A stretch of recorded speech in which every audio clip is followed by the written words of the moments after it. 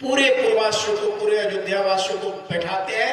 बैठे तो इस सज्जन, सारे सज्जन वृंद को बैठाते हैं और भगवान राम कहते हैं कि देखो, मैंने तो धर्म के अत्याचारी रावण को मार करके और विजय प्राप्त करके आया हूं, लेकिन हमारे दिल में कुछ बात है, कुछ मन में बात है, आप सुन लीजिए।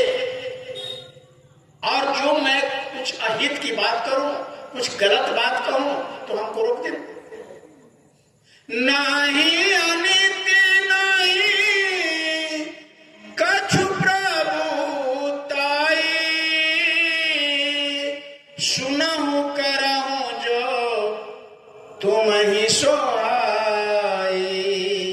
साहब कहते हैं कि मैं कुछ नीति की बात सुनाने जा रहा हूं, तुमको अच्छा लगेगा तो करना और नहीं तो मत करना। उसी तरह हमारे गुरु महाराज ने कहा कि जा करके गांव-गांव में मेरे संदेश को बता देना, माने ना माने उनकी बात है, लेकिन कोई ये कहने ना पाएगा कि आगे कोई संत बहुत बड़ा ये कुछ होने वाला था, इशारा नहीं किया। उसी तरह अयोध्या में भी इशारा कर रहे भगवान राम कि थोड़ा नीति की बात सुनो, और जो अनीति की मैं बात कहूं आपके लायक ना हो तो हमको रोक देना। साफ कहते हैं, जो अनीति कछु भाषो भाई, तो बजे रहूं मोहे भय बिसराई। एकदम भय छोड़ करके मेरे मुंह को बंद कर देना अगर अनीति की बात करो। अब आगे वाला लाइन, ये रामचरितमानस कोई पंडित इसको नहीं बताता है, न सुनाता। इतना रामायण पुराण में जाइए, कोई इस एक लाइन को अगर खाली समझ गए तो जीवन ये धन्य हो जाएगा। गोस्वामी जी महाराज ने करोड़ों को लाखों की बात एक लाइन में भर दिया रामायण में। आगे क्या कहते हैं, वही भगवान कहते हैं, बड़े भागे मनुष्य तान पावा, सुर दुर्लभ सद ग्रंथ ही गावा। सुर किसे कहते हैं? देवता को। दुर्लभ किसे कहते हैं? जो मिलने वाला नहीं। यानी भगवान राम कहते हैं पूरे अयोध्या वासियों को कि हे सज्जन, हे वृंद, ये जो शरीर है बड़े भाग से मिला है, इसको देवता को नहीं मिलता। सुर मन कहते देवता, दुर्लभ मन, यानी देवता को भी शरीर मिलने वाला नहीं है। और आज देखिए हम लोग देवता के लिए तरसते हैं, सारे लोग देवता को खुश करने के लिए यहाँ वहां दौड़ रहे हैं। और रामचरितमानस क्या कहता है कि देवता हमारे लिए तरस रहे हैं। अब देखिए कितनी बड़ी बात, क्यों तरस रहे भाई? देवता को क्या जरूरत है मनुष्य का? आगे लिखते हैं गोस्वामी जी उसी रामायण में, साधन धामे मोक्ष करे द्वारा, पाई न जे परे लोके सावारा। कहते इसको पार करके भी अगर उस मालिक का दर्शन दीदार इसको समाप्ति नहीं है तो क्या कहा, सिर धुन धुन पछतावही, काल ही कर्म ही मिथ्या दोष लगाओ। काल का दोष लगाते हमारे नसीब में नहीं है। अरे भाई, परमात्मा ने तो आपको मनुष्य शरीर दे दिया, आप चाहे जितना से जितना भक्त बन जाइए या जितना से जितना गलत आदमी बन जाइए, कोई पूछने नहीं आता है। लेकिन जैसे शरीर पूरा होगा आपसे एक एक पाई पाई का हिसाब लेगा, एक सेकंड सेकंड का हिसाब लेगा। तो इसलिए रामचरितमानस में भगवान राम ने सबको बताया कि ये साधना का धाम है और मोक्ष का दरवाजा। अप्रिय दरवाजा किधर है, ये रास्ता किधर है शरीर में? बड़े ध्यान से देखिए रामचरितमानस में सब। और कैसे खुलेगा? इसी शरीर के अंदर दरवाजा है जो भगवान के घर जाता है। किसी ये 984 लाख दुनिया है ना, 83,999 में कोई ऐसा शरीर नहीं है जिसमें कि परमात्मा के घर जाने का रास्ता हो। चाहे पेड़ हो, पौधे हो, बैल हो, गाय हो, नहीं है, केवल शरीर में। इसीलिए कहा गया कि बड़े भाग्य से मिला। तो इस दरवाजा शरीर में कहाँ है? पूरे इंडिया नहीं, पूरे विश्व में घूम जाइए प्रेमियों, कोई ऐसा मशीन नहीं बना सका वैज्ञानिकों ने कि आपके शरीर के अल्ट्रासाउंड करके ये बता दे कि ये बोल रही आत्मा शरीर के अंदर है कहाँ। लेकिन महात्माओं ने बताया, आंखी मध्य पाखी चमके, पाखी मध्य द्वारा अते बीज में लगा उतरे भोजन पार। दोनों आंखों के बीच में जहां माताएं बहन विद्या लगाती है, अब भाई लोग चंदन करते हैं, यही 1.5 इंच अंदर ही बोल रही आत्मा है, जिसके निकल जाने से शरीर काम नहीं करता, हाथ पांव आंख कान कोई हिलता नहीं, इसी आत्मा के निकल जाने से। यही दरवाजा है दोनों भाव के बीच में। अब ये खुलेगा कैसे? शंकर भगवान के दोनों आंखों के बीच में देखिएगा 3 नेत्र ऐसे लगा रहता है, तो इसका मतलब केवल शंकर भगवान के तीसरा आंख नहीं था, सब जितने इंसान है सबके पास। हमारे गुरु महाराज कहते हैं सबके पास है। और हमारे गुरु महाराज ने कितने को दिख दृष्टि, विवेकानंद को दिखी, कबीर साहब को दिखी, सब लोग जीते जी दिव्य नेत्र खोला। इसीलिए ये शरीर ही मिला है, तो इसी दोनों भाव के बीच में ये है। आप देखिए प्रेम ऑपरेशन कराने से नहीं खुलेगा, नहीं तो ऑपरेशन से चीर फाड़ से खुलने वाला होता तो सारा डॉक्टर चीर के शंकर भगवान त्रिलोकी बन जाता। ये कैसे खुलेगा? उसी रामचरितमानस में साफ लिख दिया कैसे खुलेगा। कहा कि यही काल कालना साधन दूजा जगत पे प्रात और पूजा कलयुग केवल नाम आधारा सुमरी सुमेरी नर उतर ही पारा। इस कलयुग में केवल अगर नाम मिल जाए भगवान का तो जीते जी उस मालिक का दर्शन दीदार होता है।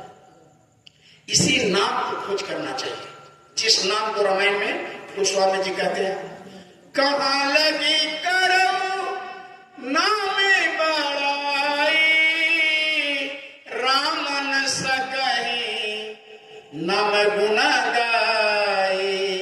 भगवान राम भी उसको नहीं जानते, ये मैं नहीं बोल रहा भाई, ये गुरु महाराज नहीं बोल रहे। आपके रामचरितमानस के उत्तरकांड में जाके गोस्वामी जी पढ़ लीजिएगा, साफ साफ लिखते हैं कि भगवान राम को भी इन नाम की महिमा पता नहीं है। कहाँ लगे करो नाम बड़ाई राम न सके नाम गुन गई, तो नाम मिलेगा कहाँ? उसी रामायण मिलेगा, उसी रामायण में नामे रहा सदे गुरु आधीना सतगुरु बिने कोई नाम न चीना। बिना सतगुरु के कोई नाम बता नहीं सकते। इसीलिए सबरी के पास जब भगवान राम पहुंचते हैं तो सबरी ने हाथ जोड़ती है, कहते हैं कि भगवान आपका दर्शन हो गया, इतना दिन से इंतजार करते करते, लेकिन आपका दर्शन हो गया, बहुत खुशी हुआ, अब हमको मुक्ति कर दीजिए। जैसे मुक्ति की बात सुनते हैं भगवान राम तुरंत सबरी को क्या कहते हैं, उसी रामचरितमानस में पढ़ लीजिएगा क्या कहते हैं, आपके घर में रामायण होगा, साफ कहते हैं काले रूप में दिन करे भ्राता शुभ और अशुभ कर्म फल दाता। कहते हैं कि मैं शुभ और अशुभ, शुभ कहते अच्छा, अशुभ कहते बुरा, अच्छा और बुरा का फल देने वाला मैं हूं। जो अच्छा करते उसके लिए स्वर्ग बना दिया, जो बुरा करते उसके लिए नरक बना दिया, और स्वर्ग से और नरक से बहुत परे एक स्थान है सत्यलोक, जहां से आत्मा जाने के बाद फिर जन्मना और मरना नहीं पड़ता है, मुक्ति हो जाता है। माता सबरी कहती है कि वहां पहुंचा दो, वहीं पहुंचा दीजिए। कहा कि वो हमारे बस की बात नहीं है, वो रामायण का है। कहा कि वो हमारे बस की बात नहीं है, कैसे पहुंचेंगे वहां? तो वहीं पर 9 धा भक्ति भगवान श्री राम कहते हैं कि हे सबरी आप 9 धा भक्ति करो। 9 धा भक्ति में पहला भक्ति क्या करना होगा? प्रथम भक्ति संतन करे संगा दूजे कथा मम प्रसंगा। कहते कि सबरी तुम किसी संत की खोज करो, जब मुक्ति लेना है तब। अनंत कहोगे अभी स्वर्ग में पहुंचा देते हैं, 1 सेकंड नहीं लगेगा, मैं स्वर्ग तक पहुंचा सकता हूं। उसके ऊपर जाना होगा, बिना संतों के जा नहीं सकती। इसलिए तुम प्रथम क्या करो? प्रथम भक्ति संतन का संगा दूजे कथा मम प्रसंगा। मैं यहाँ ड्रामा करने आया, धर्म की स्थापना करने आया हूँ, ये शरीर इसलिए लिया, लेकिन मेरा अपने लोक में असली रूप, असली नाम अलग है, जो महात्माओं को पता है। महात्मा के पास जाओगे तो मेरे बारे में प्रथम भक्ति संतन कर दूजे कथा मम प्रसंगा। जब सत्संग वचन सुनोगे, उनके पास जाओगे तो दूसरा प्रसंग हमारे बारे में कथा करेंगे और उसी कथा में तुमको पूरा बताएंगे कि कैसे तुम उस मुक्ति के धाम पर जाओगे। इसलिए पहले तो संत की खोज करो। तो प्रेमियों बताइए, आपको कोई आपसे पूछे कि मोतिहारी जाना है तो कहिएगा पहले रोड पकड़ लीजिए, सबसे पहले रोड पकड़ लीजिए। तो उसी तरीके से प्रेमियों, अगर उस मालिक के मिलने का जीते जी शौक है, अगर अंदर में विरह है, तो कहा कि पहले कोई संत। संत कहते किसको? दाढ़े को, पगड़े को। राम छपा लिया, क्या क्या कर लिया, उसको संत नहीं कहते। साफ साफ कहा संत कहते किसको? संत वही जो शब्द बिना दूसर नहीं कोई, शब्द कमावे सो गुरु पूरा और उनके चरणन के बंद अधूरा। और पहचान करो मत कोई, लक्ष्य अलक्ष्य में देखो मत कोई। कहा कि काला है, नंगा रहता, भूखा रहता है, मत देखो। शब्द किसे कहते हैं? ऊपर से जो आवाज आ रही उसको जो सुना दे उसको कहते हैं गुरु, उसको कहते हैं संत। तो हमारे गुरु महाराज ने कहा कि जो ऊपर की आकाशवाणी, वेदवाणी, कलमा और आयतें सुना दे वही चरणों पे पड़ जाओ और उन्हीं से जुक्ति लेकर के जीते जी उस मालिक के घर जाओ। तो प्रेमियों, ये गुरु महाराज ने संदेशा दिया आप लोग कि कोई संत की महात्मा की खोज करो, और कहीं नहीं अगर मिले तब कहा कि अगर शौक है कि हम उस मालिक के दीदार करें तो भक्ति के लिए शुद्ध शाकाहारी बनना पड़ता है। बिना शाकाहार बने एक भी उदाहरण नहीं बता सकते कि वो मालिक के घर के आओगे। बिना मीट मछली अंडा शराब पी खा करके कोई भक्ति नहीं कर सकता है। रावण का नाम जानते हैं? रावण का नाम कौन नहीं जानता? रावण में क्या कमी था? मात्र 3 कमी था। कौन कौन?